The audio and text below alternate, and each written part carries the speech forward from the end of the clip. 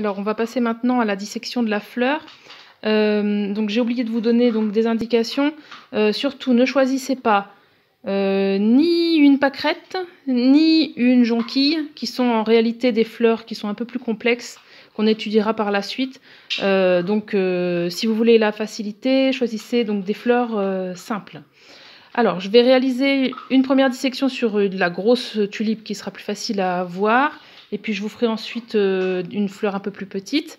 Alors, c'est très simple pour disséquer une fleur. Vous allez commencer avec... donc, moi, j'ai un scalpel, mais avec un couteau qui coupe bien, ça va fonctionner aussi. Le long du pédoncule floral, vous allez venir simplement couper la fleur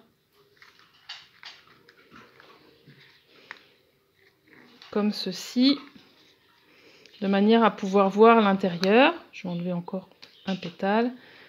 Voilà. Bon, j'ai pris une tulipe qui était ancienne, donc elle est un peu vieille et elle se défait facilement. Alors, je vais essayer de reprendre une pince plus fine pour vous montrer. Donc, on récapitule. Vous avez ici le pédoncule floral, vous avez le pistil, le réceptacle qui se trouve ici. Je vous rappelle que c'est la partie qui va porter toutes les pièces florales. Et puis ici, donc, je vais isoler une étamine. Je vais le faire avec les doigts. Voilà, cette étamine qui est constituée d'un filet et de l'antère qui porte les grains de pollen. Ici, sur la tulipe, les grains de pollen sont noirs, donc ils sont faciles à observer. Donc je vous rappelle que pour la tulipe, c'est à peu près, il y a de grandes chances que certains en ont dans leur jardin.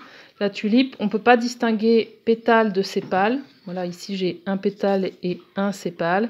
Donc les sépales sont ceux qui se retrouvent sur la rangée la plus externe, alors que les pétales sont plus en interne.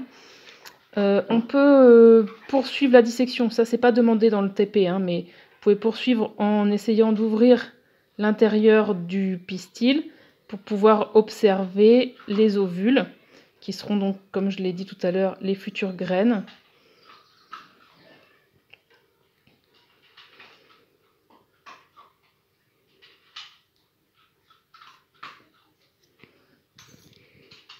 Alors, est-ce qu'on peut voir quelque chose ? Non, pas particulièrement. Ça nécessiterait, je pense, une loupe pour son cas. Mais sur certaines fleurs, c'est possible de voir les ovules. Hein, donc, vous pouvez tenter votre chance sur une autre fleur. Je vous montre une fleur simple de prunier, de cerisier, pardon.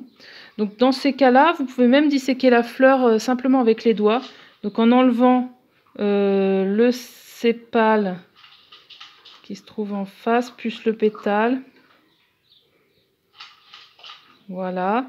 Et donc, on va pouvoir observer assez bien, d'ailleurs. Je pense que sur la vidéo, ça se voit.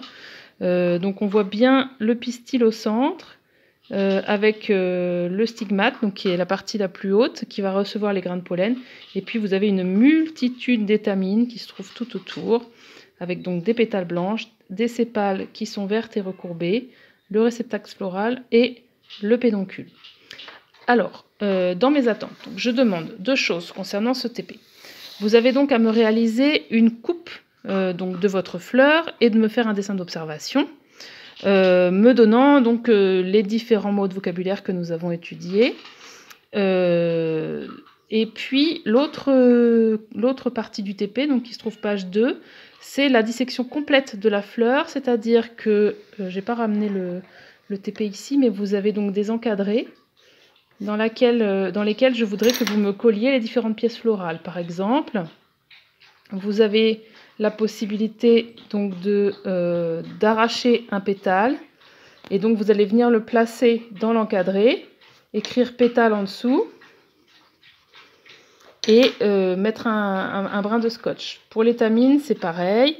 Vous allez isoler une étamine,